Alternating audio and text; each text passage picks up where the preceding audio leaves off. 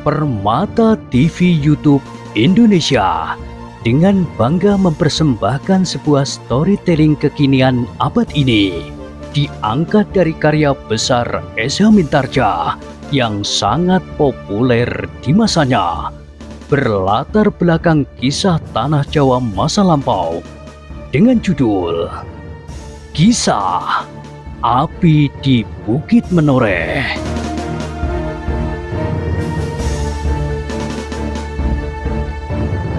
Pada kesempatan yang sangat baik ini, kita masuk pada episode yang ke-459.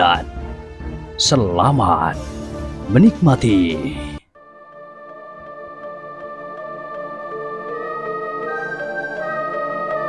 Pada episode sebelumnya telah diceritakan, demikianlah maka Kiai Gringsing bersama kedua muridnya dan Ki Sumangkar pun meninggalkan Jati Anom. Meskipun Untara sudah menjadi semakin banyak tertawa dan bergurau, tetapi ia masih tetap seorang perwira.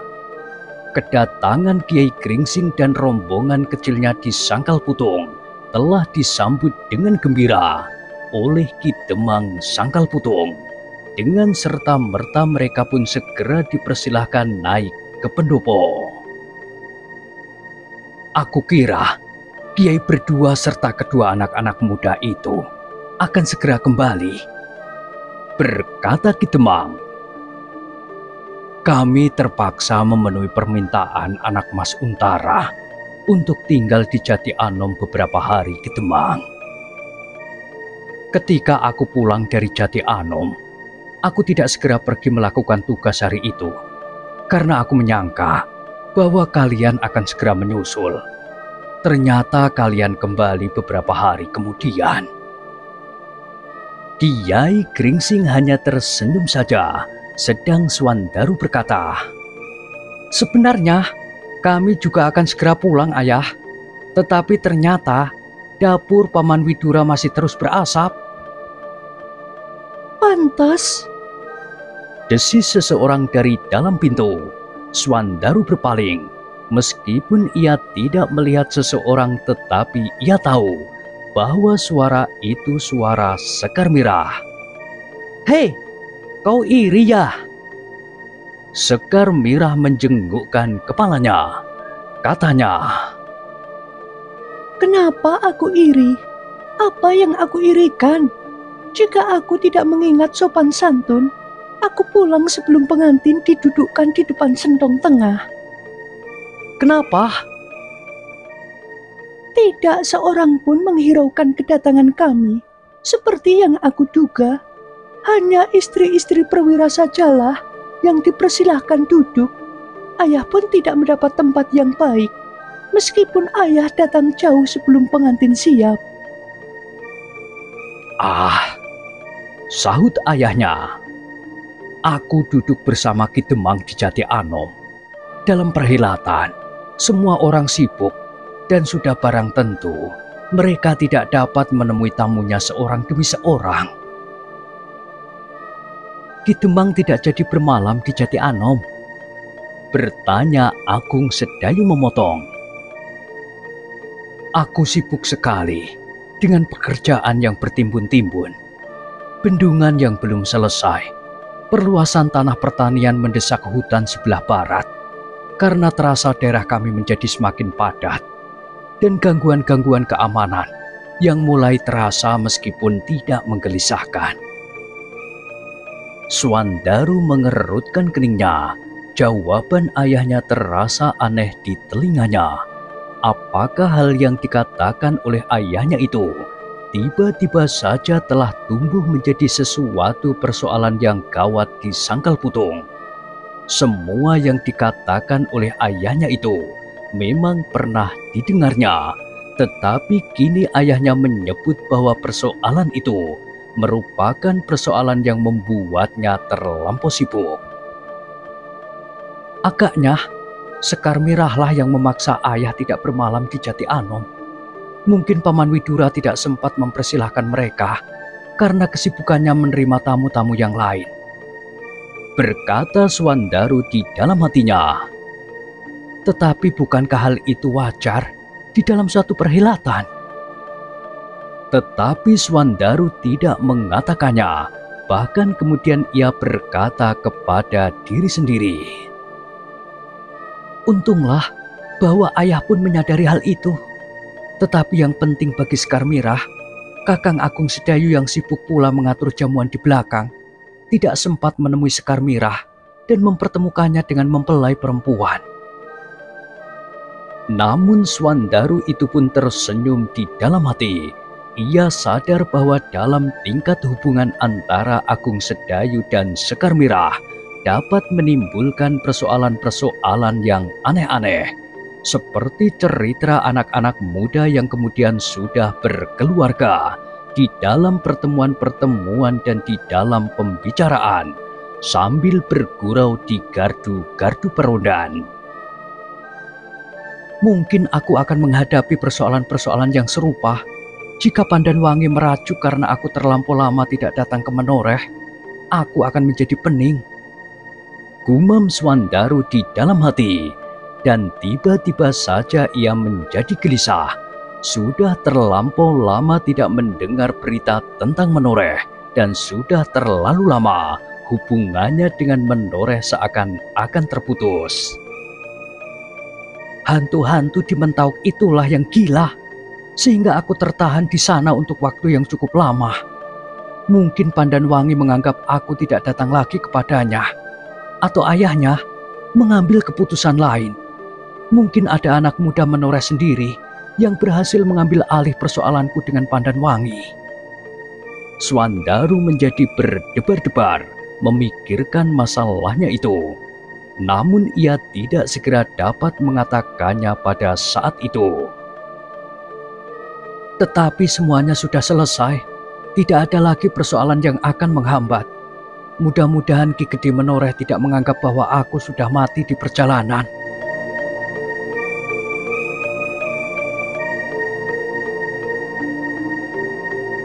Demikianlah, persoalan itu pun merupakan persoalan yang selalu mendebarkan hati Swandaru.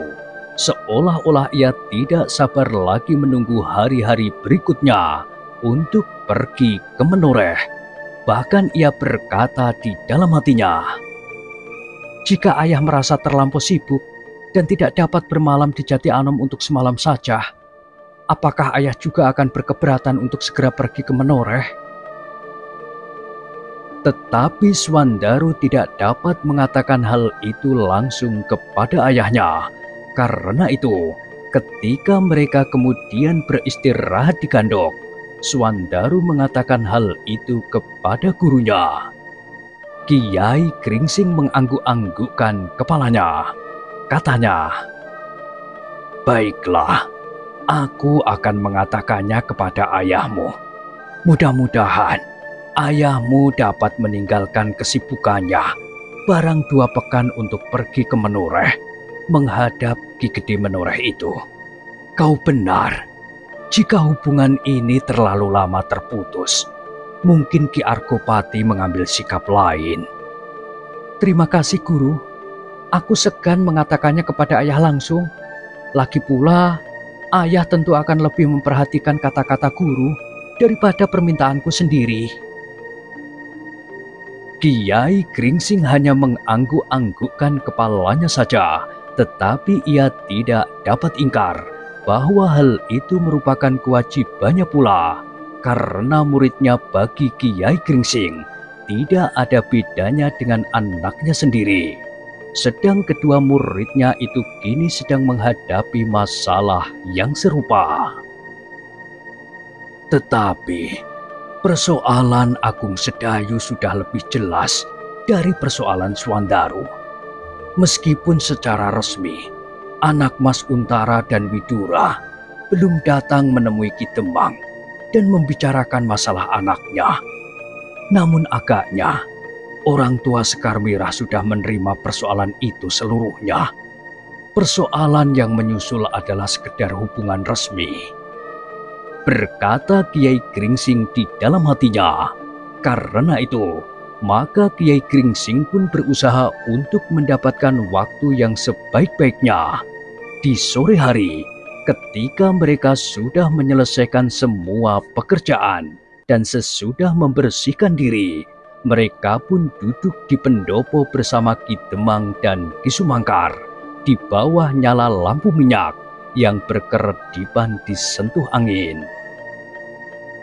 Sejenak mereka berbicara tentang kademangan Sangkal Putung, tentang musim dan tentang tanaman yang subur di sawah dan pategalan. Barulah pembicaraan mereka mulai merayap kepada anak-anak muda di Sangkal Putung, dan kemudian mereka pun berbicara tentang Swandaro.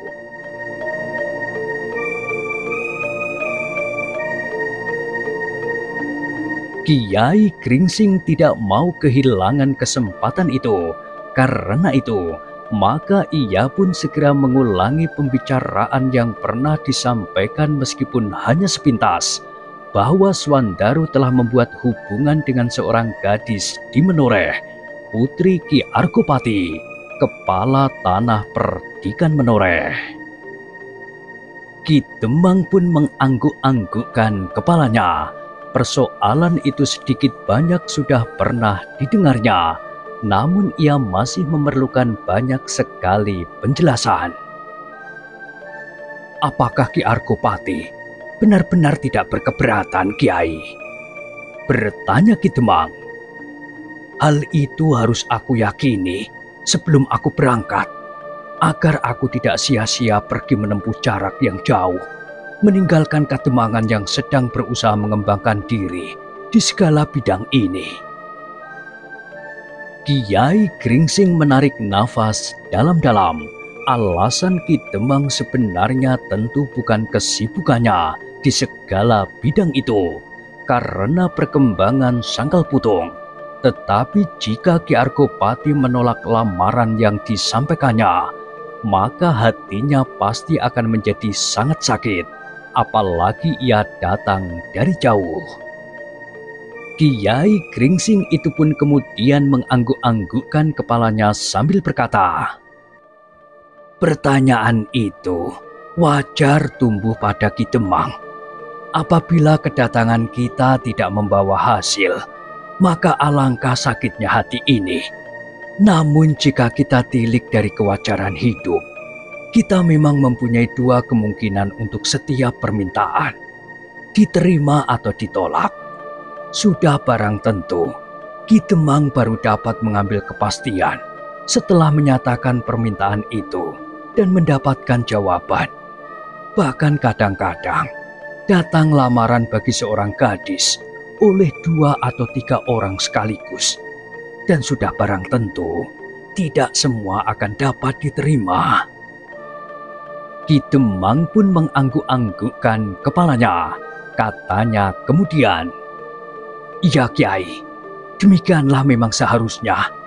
Maksudku, apakah sebelum aku datang melamar kepada Ki Gede Menoreh, sudah ada tanda bahwa lamaranku akan diterima? Pada saat itu Ki Demang, ketika aku meninggalkan Menoreh, agaknya tanda-tanda itu memang sudah ada. Sedang anak-anak yang bersangkutan pun tampaknya sudah sejalan. Tetapi aku tidak tahu perkembangan yang terjadi kemudian. Namun menilik bahwa Ki Argopati adalah orang yang cukup dewasa, aku kira ia tidak akan dengan mudah menarik kembali sikapnya. Tentu juga mengenai putrinya itu, kecuali jika ada keadaan yang sangat memaksa. Pandanwangi adalah seorang gadis yang memang sedang mekar. Ki Demang mengangguk-anggukkan kepalanya. Karena itu Ki Demang, sebaiknya hal ini memang harus segera dilakukan. Apakah lamaran ini diterima atau tidak, kita tidak mempersoalkannya sekarang. Kedua-duanya memang mungkin, dan kedua-duanya pun wajar. Meskipun demikian, menurut penilaianku, lamaran Ki Demang hampir dapat dipastikan akan diterima oleh Ki Argopati sesuai dengan hubungan yang pernah ada. Jika tidak ada persoalan yang mendesak, seperti yang aku katakan tadi. Ki Demang menarik nafas dalam-dalam. Memang hal itu adalah kewajiban yang harus dilakukannya. Karena itu, maka ia pun menganggukkan kepalanya sambil menyahut. Baiklah Kiai, aku akan segera pergi ke Menoreh. Tetapi karena Kiai lah yang dahulu pernah datang kepada Ki Argopati, maka sudah barang tentu, aku minta Kiai ikut bersamaku.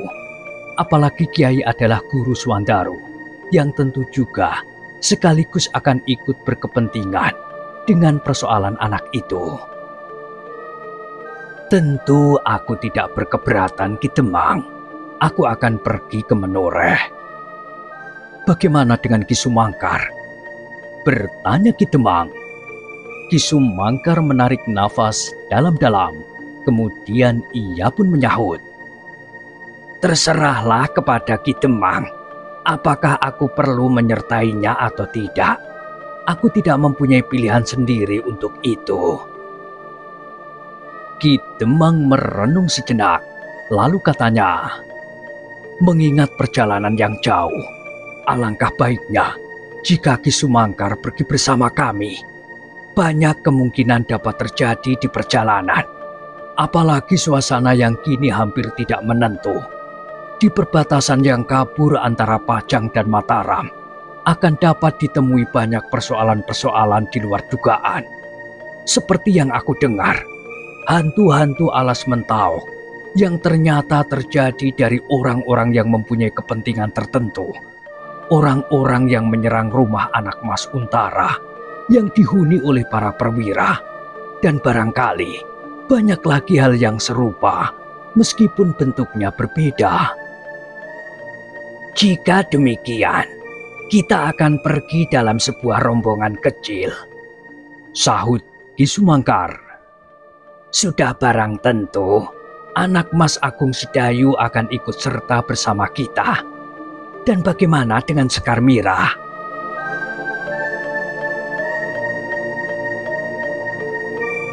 Ki Demang menarik nafas dalam-dalam. Katanya, sebaiknya Sekar Mirah menunggu ibunya di rumah. Sudah barang tentu bahwa ibunya tidak akan dapat ikut menempuh perjalanan begitu panjang dan berbahaya. Ki Sumangkar mengangguk-anggukkan kepalanya. Katanya, aku sependapat dengan Ki Demang, tetapi menilik sifatnya. Bagaimana jika ia memaksa juga? Kita akan mencoba meyakinkan bahwa ibunya memerlukan seorang pelindung. Sudah tentu bukan orang lain yang paling dapat dipercaya. Dan sudah barang tentu, aku dan Suwandaru kali ini harus pergi meninggalkannya. Ki Sumangkar mengangguk-anggukkan kepalanya. Meskipun demikian, ia masih meragukan apakah Sekar Mirah yang keras hati itu dapat dibujuknya untuk tinggal. Kita besok akan bersiap-siap, berkata Ki Demang. Aku menyadari bahwa hal ini harus segera dilaksanakan agar persoalannya tidak berkembang ke arah yang tidak kita kehendaki. Kita tidak tahu apakah yang sudah terjadi di Menoreh akhir-akhir ini, dan kita juga tidak tahu apa yang terjadi di daerah yang sedang tumbuh itu. Mudah-mudahan kita masih dapat lewat tanpa dihalang-halangi oleh keadaan dan suasana yang bagaimanapun juga. Baiklah Ki Demang, berkata Kiai Gringsing. Kita pun akan segera mendapat penyelesaian. Jika pembicaraan telah bulat, maka pelaksanaannya pun sebaiknya dilakukan dengan cepat. Ki Demang mengangguk-anggukkan kepalanya. Katanya kemudian, aku akan berbicara dengan Nyai Demang dan Sekar Mirah. Silahkan Kiai memberitahukan kedua anak-anak muda itu, agar mereka pun mempersiapkan diri menempuh perjalanan yang panjang ini, Kiai. Meskipun keduanya pernah pergi ke Menoreh, namun mereka pun harus membuat ancang-ancang untuk perjalanan ini.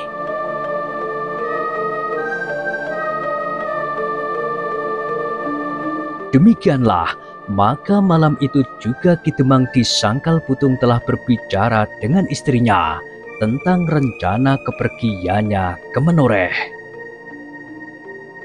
Kapan Ki Demang akan pergi? Bertanya istrinya. Besok aku akan menyerahkan pengamatan dan pimpinan Kademangan ini kepada bebahu Kademangan Sangkal Putung. Mereka akan menjalankan tugasku sehari-hari.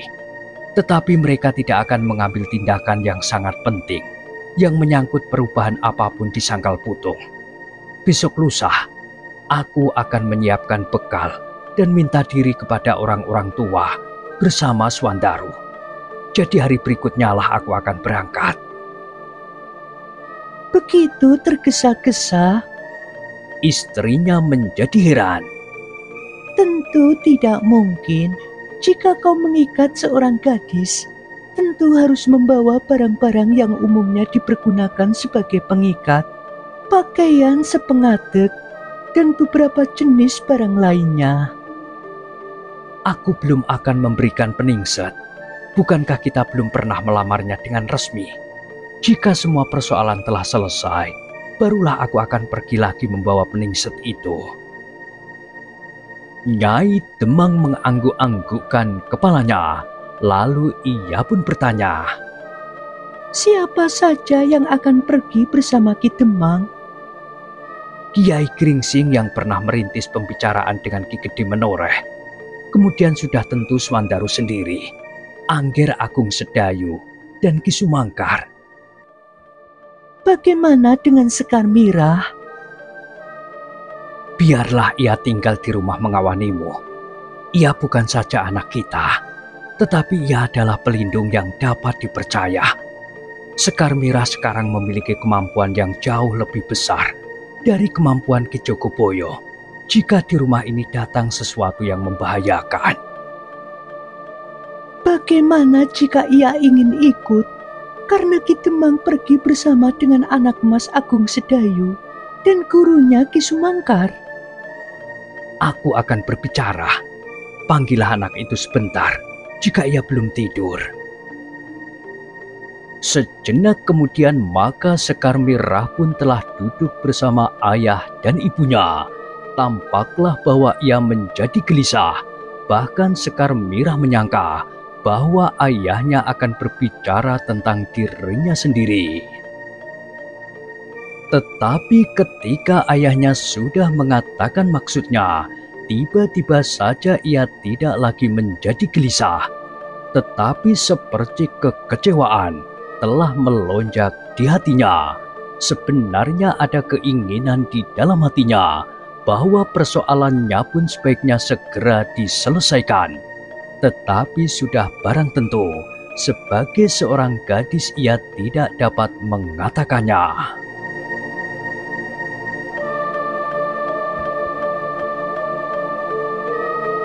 Kau tinggal di rumah Mirah, berkata ayahnya.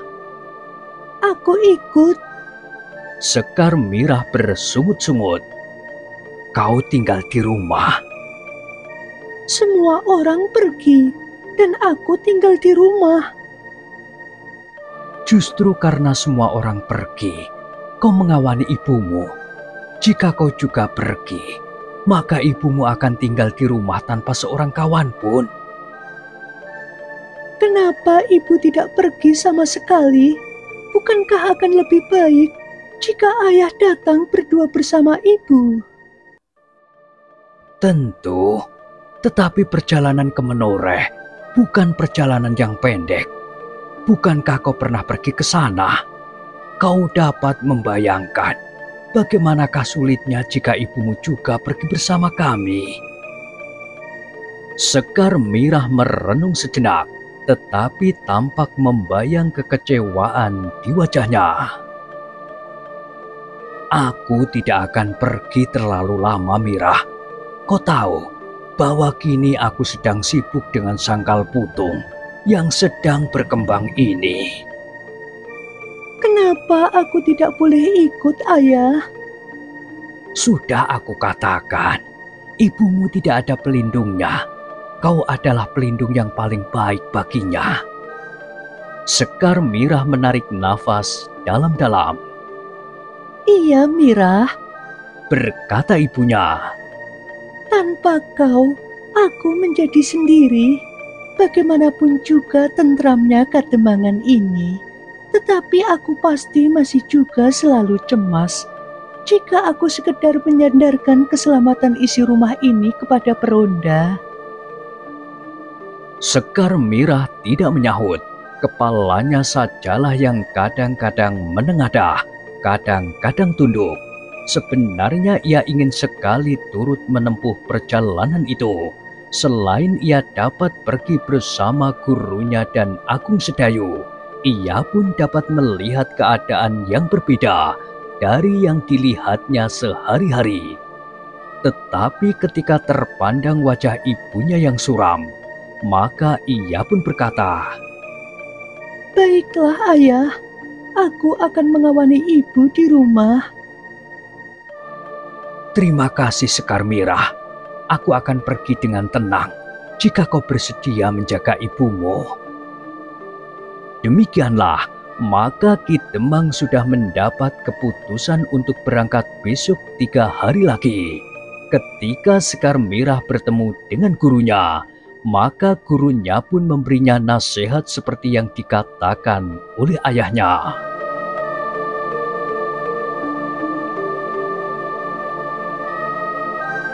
Jagalah ibumu baik-baik. Meskipun kau seorang gadis, tetapi kau adalah gadis yang lain dari gadis-gadis kawanmu bermain. Kau tidak saja dapat bermain nini towok di terang bulan, tetapi kau dapat melindungi ibumu dari bahaya yang sebenarnya. Kesempatan yang singkat sebelum mereka berangkat dipergunakan oleh Ki Demang untuk menyerahkan pimpinan Kademangan kepada para bebahunya, kemudian minta diri kepada orang-orang tua agar lamarannya dapat diterima oleh Ki Gede Menoreh. Hati-hatilah, pesan seorang yang rambutnya telah menjadi putih seluruhnya. Perjalanan ini sangat jauh dan berbahaya, karena kalian harus melewati alas Tambak Boyo, alas Mentaok, menyeberang sungai yang besar dan deras itu, dan perjalanan di daerah yang asing bagi kalian. Ki Demang mengangguk-anggukkan kepalanya, meskipun ia pergi bersama beberapa orang yang dapat dipercaya, namun setiap pesan diperhatikannya juga. Meskipun kadang-kadang orang-orang tua yang memberinya pesan mewanti-wanti itu sama sekali belum pernah melihat alas Tambak Boyo dan alas Mentaok. Namun tanggapan naluriah mereka kadang-kadang berguna baginya.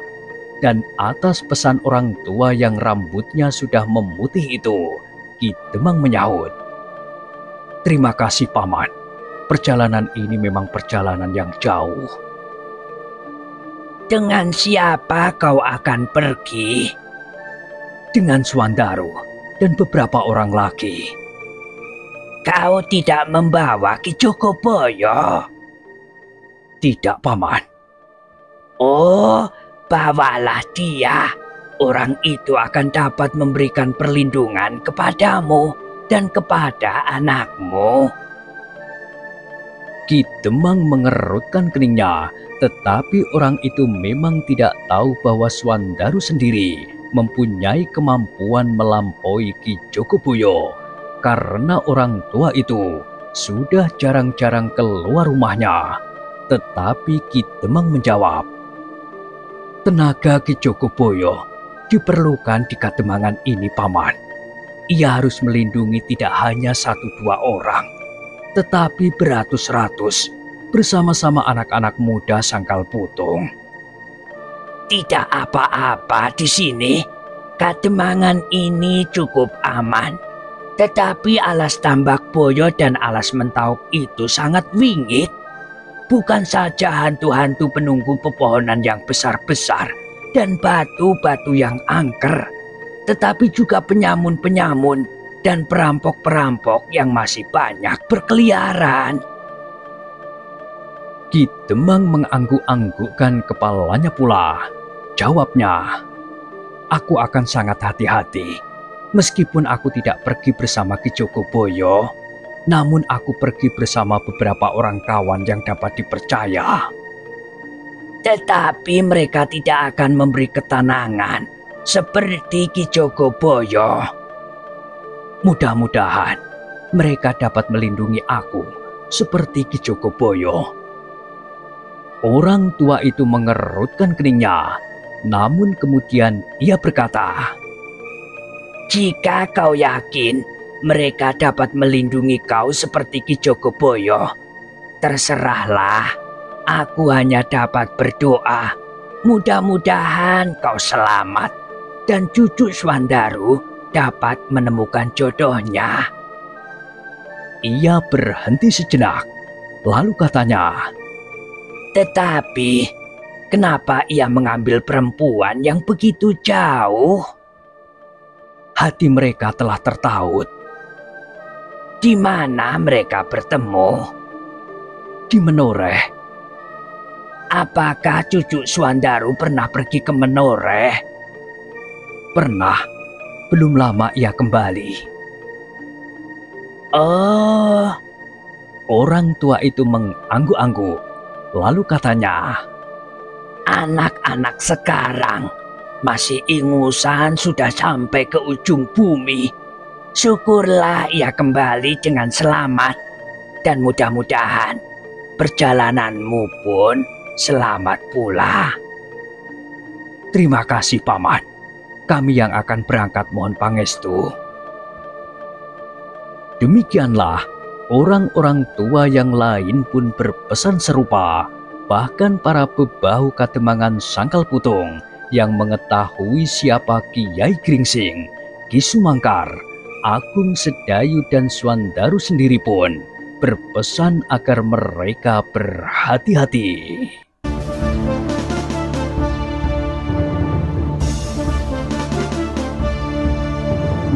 Nah, bagaimanakah kisah selanjutnya? Silahkan ikuti terus kisah Api di Bukit Menoreh pada episode berikutnya. Sampai jumpa.